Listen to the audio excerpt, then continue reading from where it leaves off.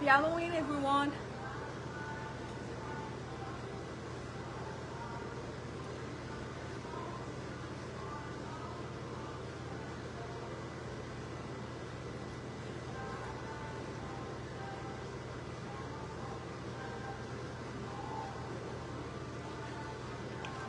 Today we're going to be reading the chapter of April Fool's Killer. First book, April Kills Fools. Again, happy Halloween. We see we have no viewers yet.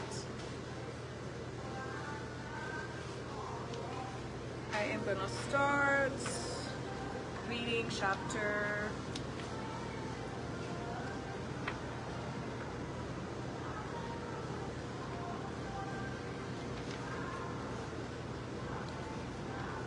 I want to read the chapter I know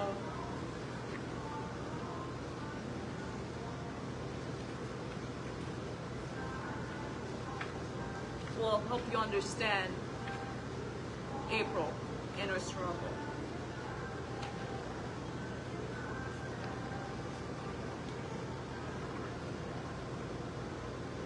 Right. Chapter 9, Clock. April found solace in reading about the dark arts after her parents' death. She does not believe that will do after Mike's untimely death. Something more was needed. April sits at her desk and begins to write something via Microsoft Words on her laptop while listening to Beethoven's No. 8 Overture. She is whispering the words as she is writing them. April is composing a poem about Mike, about love, and about death on April 1st. When she is done typing, she keeps repeating the words to the poem as she is prepping a noose. Now she is humming those very words as she places a chair under the noose. She is humming them louder. April steps onto the chair. She puts her neck inside of the loop of the noose, tightens it up, and steps off the chair as she hears Mike. The clock in the room marks exactly the 11th hour of the night in April Fool's Day. At 10 p.m., after speaking with April, the Stephenvilles called the school to find out where Mike's body was transported to.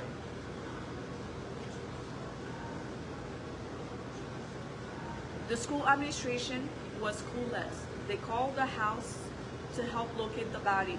After 10 excruciating minutes, they finally gave them the morgue's name, the New York City Hospital morgue. Upon arrival at the morgue, the medical examiner refused to allow them to see their son. Better yet, they had encountered some issues in delivery. They claimed there was a mix-up with the ambulance. Dr. Sindata reassured the Stephenvilles that she will call them directly when she gets more news, better news, and have the body prepped. It was literally the last thing Kellyanne and John had in mind that day when they woke up on a beautiful April Fool's Day. They were lazy birds as they took their sweet time to get out of bed. They had a long night that night. Well, it always takes a toll on their older physique when they have to dispose of a fresh kill. It was no easy task. That is why they had enlisted their son Mike to be of assistance. Mike was the obedient son, no more than he was a serial killer by choice, as he attempted to get out of it several times diplomatically. He confessed to them that he needed a break, one small break. He had valid reasons. He was always at their beck and call. This was his first year away in college, and to be completely truthful, he had no desires nor took any great pleasure in killing anyone in cold blood. Alas, he has been playing the loyal pupil role to a fault for the past 18 years of his life unwillingly. To his parents, much lack of giving a fuck for anyone else, it never crossed their minds, nor did they care how Mike wholeheartedly has felt about the murders over the years as part of their contributions to the cult. In their own way, they must have loved Mike very much. Kellyanne looked distraught, and John was putting on the icy facade to keep his emotions in check. If only they could see Mike. They just wanted to see for themselves. April told them on the phone that she watched the EMTs roll into the ambulance. The poor girl, they thought. How she must feel right now. This is her birthday after all. John, we can't stay in the car and rolling our thumbs. Kellyanne was wiping down a loose tear. Let's go see about April. She sounded a little off over the phone. Yes, Dr. Sindata will call us when they retrieve Mike. John sat behind the wheels of their 2006 Range Rover, fully loaded, still very much stoic, and continued. Even if she does not reach us in a desired timely manner, we will phone her. Or we can call the 24-hour line as she furnished to us with all the necessary instructions, including the case number. Did April say it was a silly prank gone wrong? They were playing Russian roulettes? Mike was never that morbid. It makes absolutely no sense. Well, honey, he was a boy, and boys will be boys, Kellyanne corrected herself. Mike was more mature than that. He was selective, calculated, and more clever than any young adult in his age group. What are you implying, John? Nothing. Yet. Just thinking out loud. John Stephenville, what is it? Spill it. Kelly, honey bun, don't worry yourself. I am just shell-shocked. I am in disbelief. I just don't understand any of this. I am trying to make sense of it. I just cannot accept it. I cannot accept this yet. I forgot to tell him I love him. I always tell him I love him. We end every conversation with, I love you. But last night, after our spat, he left upset with John. He left upset with us, John. Hello, baby. It will be all right. I promise. John takes his wife into an embrace as he tries his best to console her. Oh, Johnny, what would I do without you? Kellyanne, you would probably be lost without me, he replied with a sexy smirk to light up the mood of the conversation. Her husband's charms looked as if it worked on Kellyanne. She chuckled at a little as she pushes down the English and reminded her husband to get to April as soon as possible. She felt queasy suddenly. John stepped on it. He politely obliged as he burned red light after red light fearlessly. No cops dared to stop them. They sported the right bumper stickers on their luxurious SUV. As the Stephenvilles arrived in April's apartment, she looked already dead, dangling cold from her closet. April! Kellyanne lamented while fixated on April's blood-drained face. What do we do, John? They both instinctively ran to the closet to check, to see if perchance she was still breathing. The Stephenvilles looked at each other in shock, astonished even. Their lives will never be the same. They take her down from the noose carefully. It was 11:11 p.m. on the dot. That was chapter 9. Chapter 10, rewind. Before April wrapped a rope around her neck tightly, she secretly made her way back to Chad's frat house with a cane. She proceeded to spill gasoline all over their dormitory. She set it on fire while the boys were deeply in the arms of Morpheus. Donning black from head to toe, she maneuvered past them like a stealthy ninja. How can anyone be sound asleep when you just witnessed someone die? She puzzled. Without being caught, April managed to return to her apartment unseen. Upon her arrival to her dorm room, she changed into a simple, comfortable white long dress with stripes. Although she was a mountain of resiliency, some tears found a way to seep through her hazel beauties.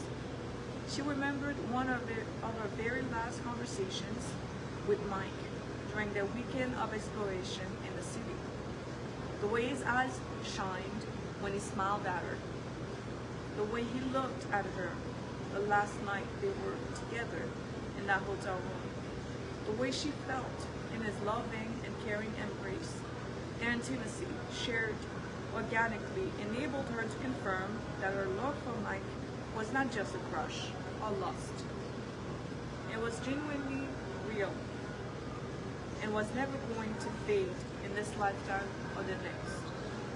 For a long minute, she was rather lost in her thoughts, but shrugged it off. I must remain on task, she reminded herself.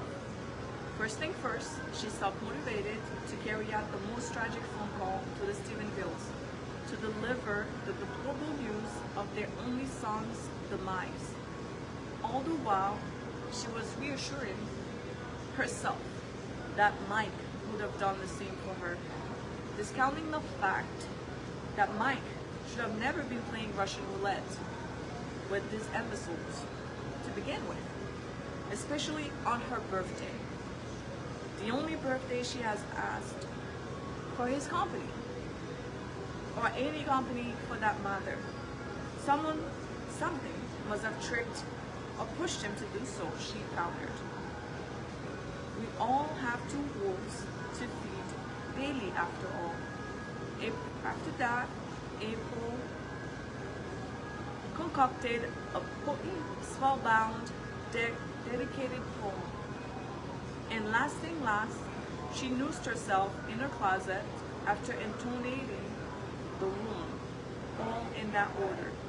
All right, all right. She also placed a bucket of water where her feet will be dangling over momentarily, as well as hydrated herself adding with a gallon of pure H2O. Throughout her time spent composing her intoxicating poem, she called out Mike's name as her last wish to be fulfilled. Her intended for the spell transaction to work. The most incredible important detail in order to achieve so much more with such a seemingly final act. In that split second, right before she walked off, the Victorian masterpiece, many lifetimes, flashed in front of her eyes, as if they were all versions of previous or afterlives. She was unable to discern. She felt as a mere spectator in a silent and endless. April yearned so badly for this to be her life in the now. Yet something was missing. In another life, it was breathtakingly and never-endingly a jolly spring. She and Mike were grandparents to 6 grandchildren who came to visit often. They cherished them like beloved treasures. Her head shook without her consent. So much was playing out behind April's eyes. One distinct world caught her by surprise. She could only be the protector. She was torn. with the impeding choice to be the only one.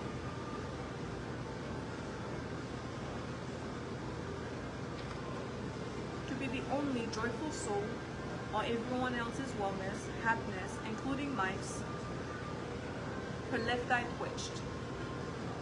Those visions came and went in no specific order. Suddenly, she saw a place in time where she was a self-made goddess.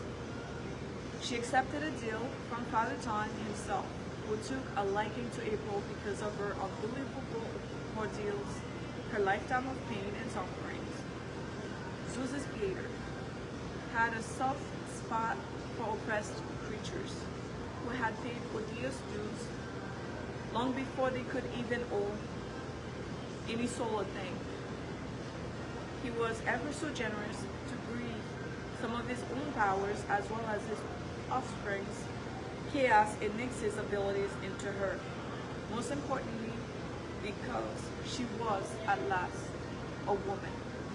Her mind, body, and soul, for no apparent reason, unilaterally accepted that last one, as if they were options that could be acquired by blinking a certain way.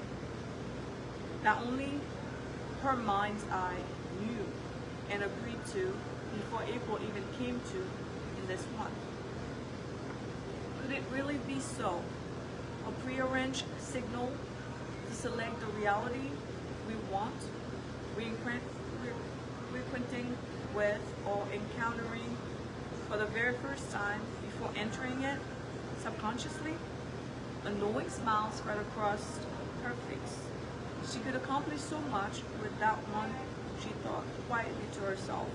She felt a déjà vu sensation flow throughout her body. She could not explain it, but she felt an assured peace she never experienced in her short existence. If she was unsure before now, a 180 spin was imminent. With this new insight, she was able to understand, without a shadow of a doubt, that we are one with the universe. Inherently, we were all gods and goddesses. The bucket of aquamarine was positioned directly in front of her four-legged piece of furniture art she stood on, to raise her from the ground so she could reach the rope with ease. And she stepped off the chair. As she did so, she was hanging right above the receptacle with the unimpressive but highly valuable clear liquid, an essential element to us all. Her silhouette was dancing in Adam's L as she twisted and shook uncontrollably before her eyes became still, like steel. Her gaze was frozen to the middle floor of her room. A string of veves was drawn using dirt, more specifically clay. It was all over the floor in her sleeping quarters. The most meaningful and powerful of them was located at the center of a well-furnished studio, prominently the Veve of Paro Samti. She also had the Veves of Dambala and Urzeli ornating proudly the northern and southern parts of her bedroom. This concludes my chapter reading. Thank you. Hope you guys love my book. Again, find it on Amazon. Again, happy Halloween. Love you all.